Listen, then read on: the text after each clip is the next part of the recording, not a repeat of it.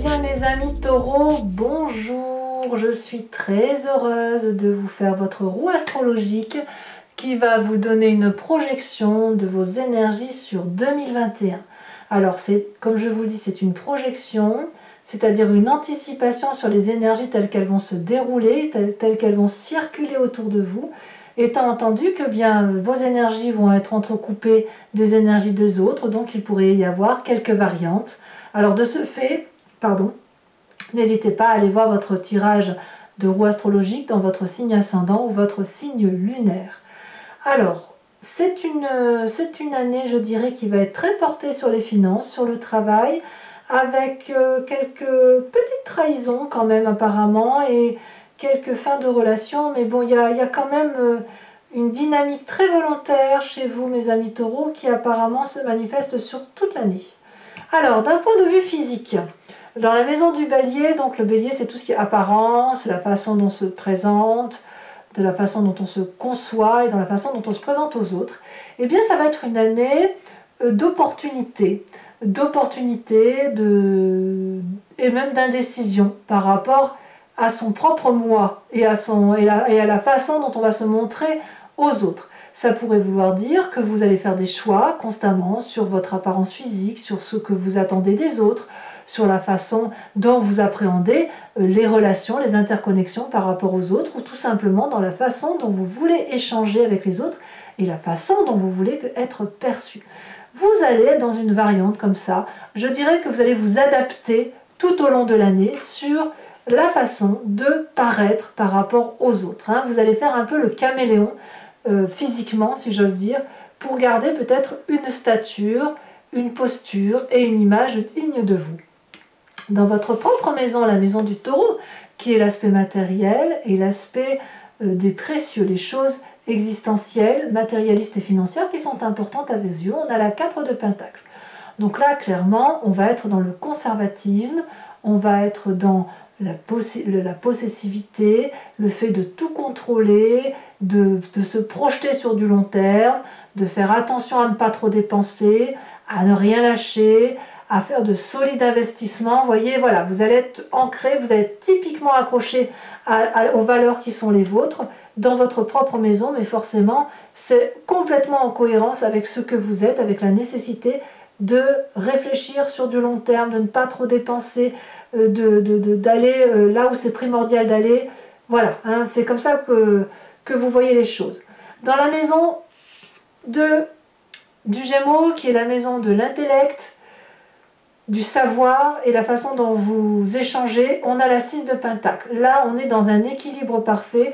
Les échanges intellectuels qui pourront se faire seront surtout basés sur les aspects matériels, mais sur l'aspect du juste échange. Je te donne et tu me donnes. Vous voyez, c'est la générosité, c'est de la gratitude également. Il y a quelque chose qui relève de l'aide communautaire et financière. Enfin bref, vous allez faire votre devoir intellectuel d'échange par rapport aux autres. Et vous allez apparemment recevoir ce qui vous est dû de façon tout à fait honorable et charitable, si j'ose dire. Donc vous allez être d'un grand secours pour les autres et les autres vous seront également d'un grand secours. Donc pour moi, dans les rapports intellectuels avec les autres, c'est quelque chose qui relève de quelque chose de très sécuritaire. Vous êtes bien à votre place, vous vous adaptez à votre monde et on vous le rend bien. Donc jusqu'à là, c'est parfait. Là où c'est l'apothéose, c'est dans la maison du Cancer, qui concerne tout ce qui est le foyer, la sécurité, la chaleur humaine. Là où on se sent en sécurité avec les personnes qui nous sont proches. Nous avons la carte du monde. Waouh! La carte du monde, c'est la carte de l'intégration complète, de l'accomplissement personnel, de la complétude, du fait de savoir où est sa place, d'avoir bien évolué au sein de son foyer, d'être en harmonie avec tout le monde, de comprendre tout le monde est beau, tout le monde s'aime, tout le monde est gentil, c'est une réussite parfaite. Vos investissements vous portez leurs fruits jusque dans votre foyer. Le fait que vous avez cette adaptabilité vous permet de faire en sorte à vous adapter effectivement à toutes les difficultés des familles. En bref, il n'y a pas de problème jusqu'à présent. Donc pour moi, là, vous commencez très bien l'année avec les pieds bien sur terre. Ça, c'est parfait. Là où il va y avoir de la stagnation, je dirais, peut-être un peu un côté figé, c'est tout ce qui concerne les hobbies, le côté festif, les projets que vous pourriez avoir envie de mettre en terme, éventuellement les bébés. Là, j'ai l'impression que vous allez être sur un côté de ralentissement, un côté de refroidissement peut-être même, comme si vous allez peut-être être... non, je ne vous vois pas trop... C'est pas que vous n'allez pas faire la fête, mais c'est que vous allez éviter de faire des choses qui pourraient être futiles et vous mettre en difficulté matérielle et financière. Il y a quelque chose aussi qui se refroidit. Donc vous, j'ai vraiment l'impression que ça va être une année je ne vais pas dire comme ça, mais de fourmi. C'est l'année de la fourmi pour vous. Hein. Pas question de dépenser trop parce que sinon vous allez vous mettre en difficulté financière. Et ça vous semble un peu désordonné et les projets devront être bien calculés. Voilà, vous allez avoir une très grande rigueur dans la façon dont vous allez appréhender vos projets. Si jamais vous en avez un d'ailleurs, que ce soit l'achat d'une maison, etc., ça se calculera au centime près. Voilà comment je vois les choses. Alors là où ça se complique, c'est ce qui concerne la maison de la Vierge. La maison de la Vierge, c'est tout ce qui concerne la routine, qu'elle soit bonne ou mauvaise. Ça concerne aussi les responsabilités, qu'elles soient portées, qu'elles soient porteuses ou comme elles soient lourdes.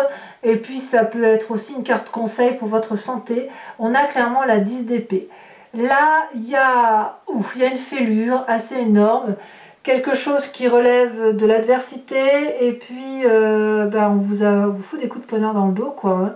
Il y a une crise majeure au niveau des responsabilités, soit vous allez les rejeter, soit vous n'allez pas comprendre qu'il y a de la jalousie autour de vous. Intellectuellement, ça va être compliqué. Une grande réflexion, alors je ne sais pas ce qu'on va vous reprocher, on verra ce que ça donne avec l'approfondissement sur Vimeo. Mais là, clairement, il y a un rejet intellectuel d'une forme de responsabilisation qu'on pourrait peut-être vous faire porter sur vos épaules. Je ne sais pas laquelle, à vous de me dire.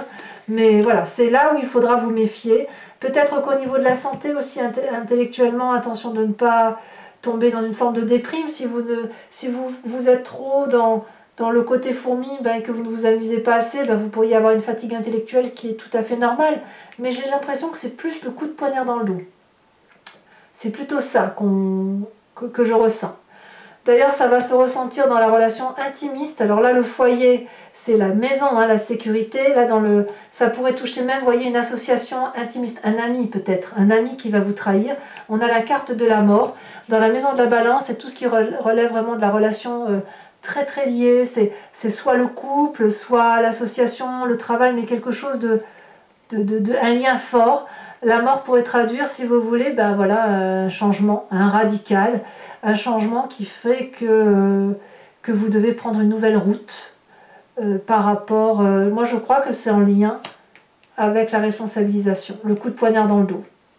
Alors, on verra comment ça s'arrange ou comment ça se traduit. Peut-être que ce coup de poignard dans le dos va vous obliger à voir différemment, mais quoi qu'il en soit, ça peut être un pardon pour la suite, mais là, pour l'instant, c'est... On va dans le mur. Hein. Ces deux mauvaises cartes-là qui... Peut-être que vous amuserez pas assez, hein, j'en sais rien. À voir. Dans la maison du Scorpion, qui est la maison des difficultés de toutes sortes, qu'elles soient... c'est souvent soit les problèmes de santé, c'est soit les problèmes avec la famille, enfin les choses dont on n'aime pas bien parler. On a la 8 de bâton. Donc il va y avoir un mouvement au niveau des ennuis. À mon avis, c'est ça, c'est le coup de bâton. La 8 de bâton, elle traduit quelque chose qui relève de l'immédiateté, de la rapidité, de l'impulsivité, de l'excitation. Vous voyez, il y a quelque chose de tellement rapide que j'ai l'impression que ici, dans ce qui relève des rapports intimistes et de la responsabilisation, ça va vous arriver, blouf. Alors, je ne sais pas si c'est très négatif ou pas, mais vous allez avoir un coup de poignard dans le dos de quelqu'un qui vous est proche, ça va toucher directement à votre capacité d'être responsable, peut-être même un peu le côté physique, quoi. Vous pourriez très bien être très fatigué mentalement à la suite de ça, et ça va vous tomber comme un cheveu dans la soupe.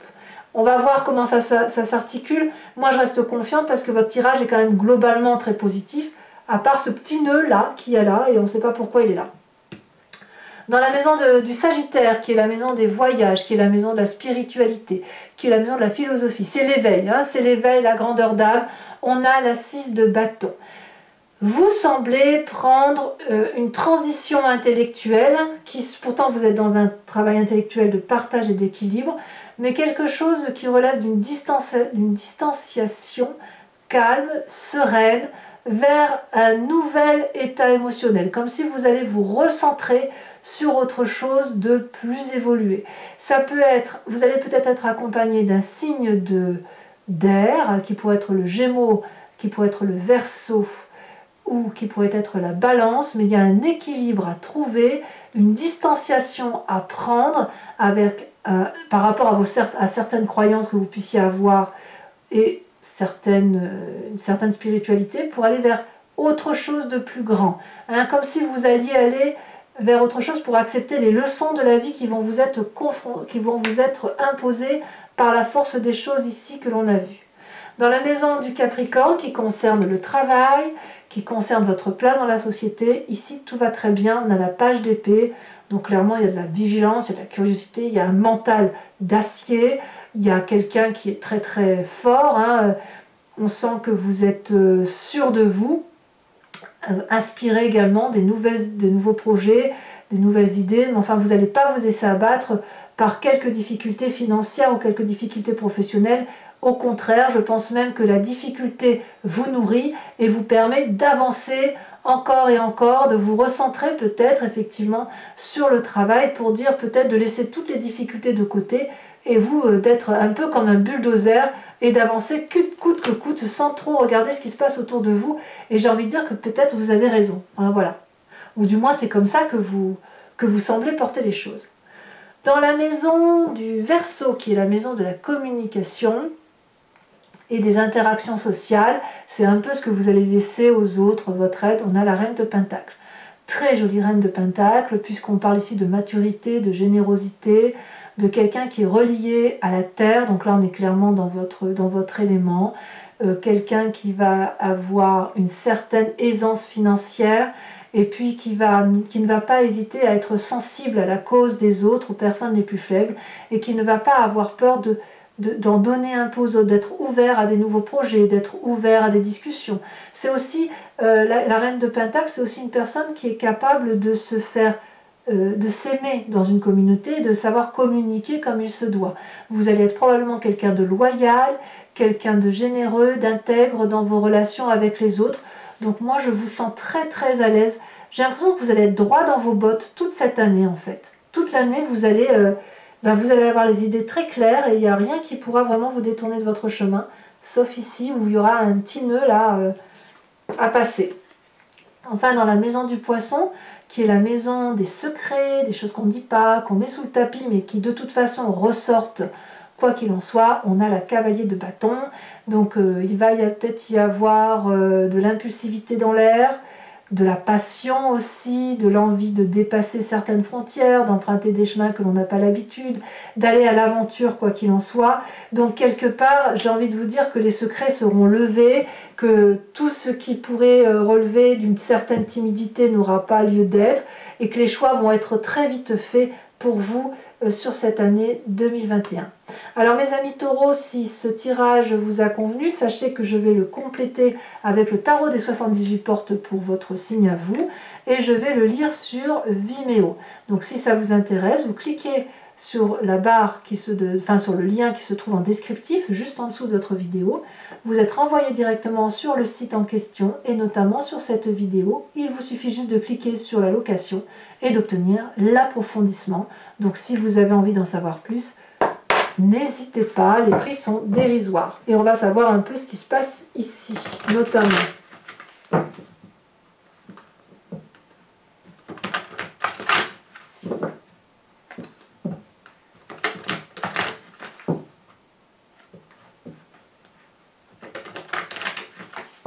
Alors, qu'est-ce qu'on a sur la 7 de coupe? On a la 9 de denier. Très bien. Je comprends mieux. Dans la maison du taureau, sur cette 4 de pentacle, nous avons le monde. Incroyable, hein? 2 fois que la carte du monde sort, hein? C'est dire à quel point vous allez être dans une réalisation de quelque chose, hein? Dans la maison du Gémeaux, avec la 6 de Pentacle, je suis impressionnée par votre... Vous êtes les seuls là pour l'instant à avoir eu un tirage aussi intéressant. Ces deux-là, elles veulent sortir, donc je vais les mettre. Nous avons la 2 d'épée, nous avons la 7 d'épée. Dans la maison du Cancer, nous avons la mort également. Ouf. Donc quand même, l'accomplissement ici veut peut-être dire aussi fin de cycle pour nouveaux changements. Eh bien, on verra sur Vimeo, je rajouterai probablement des cartes là-dessus, hein, parce que je pense que je ne peux pas vous laisser avec ça. Il faudra approfondir. Dans la maison du Lion, nous avons 2 cartes également qui sont tombées. La carte du Soleil et la carte de la 7 de denier. Nous y voici dans la maison de la Vierge avec la 10 d'épée. Nous avons la Roi de bâton. Dans la maison de la Balance, il y a trop de cartes, je ne peux pas vous la mettre. Qu'est-ce qu'on a dans la maison de la Balance? Et regardez, elle saute à 2. On a la carte du char et on a la carte du jugement. Donc, j'ai envie de vous dire déjà, d'ores et déjà, que c'est un mal pour un bien, quoi qu'il en soit. Dans la maison du Scorpion, hein, je vous disais, c'est la maison des soucis. Apparemment, c'est des soucis... Alors, ça veut sauter. Hein. Nous avons la 4 de coupe et nous avons la justice. Et ouais. Bon, les choses sont claires. Hein. Dans la maison ici du Sagittaire, alors bien évidemment, comme je vous dis, ça ne parlera pas à tous les taureaux. Dans quel cas, vous ne vous formalisez pas et vous allez voir votre signe ascendant et votre signe lunaire. Dans la maison du Sagittaire, nous avons la Roi d'épée. Dans la maison du Capricorne,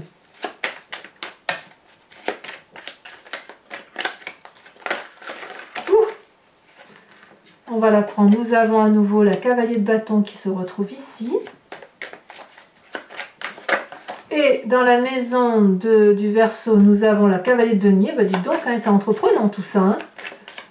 Vous allez être très apprécié au niveau des gens autour de vous. Hein. Et enfin, dans la maison du Poisson, nous avons la 5 de coupe. Allez, je vous tire également une carte de l'oracle de l'archange Gabriel pour avoir des conseils, une carte conseil, pour vous aider dans toutes les énergies à passer, qu'elles soient positives ou négatives, sur 2021.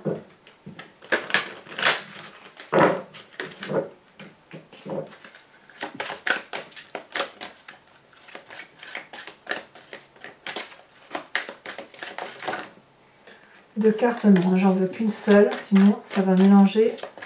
Il y a quand même beaucoup de messages hein, pour vous.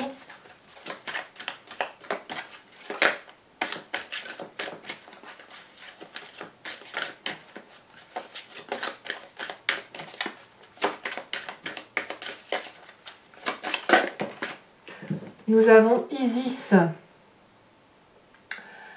Alors, je vais vous lire cette carte et je lirai le reste sur Vimeo. La déesse Isis possède une énergie très élevée qui lui permet de côtoyer autant les êtres humains que les anges. Elle est présente dans votre vie afin de vous aider à mieux vous exprimer et à prendre votre place en société. Elle vous apporte du courage et la confiance en vous. Voilà mes amis taureaux, allez, pour ceux qui me rejoignent sur Vimeo, notamment pour savoir ce qui se passe ici, hein, sur ce nœud-là, je vous dis à tout de suite. Pour les autres, n'hésitez pas à commenter, à liker, à partager, à vous abonner et puis à aller regarder également vos tirages généraux et sentimentaux qui sont sortis, sachant que le tirage de janvier ne va pas tarder. Et puis dans tous les cas, moi je vous dis à très bientôt, je vous embrasse bien fort. Bisous bisous.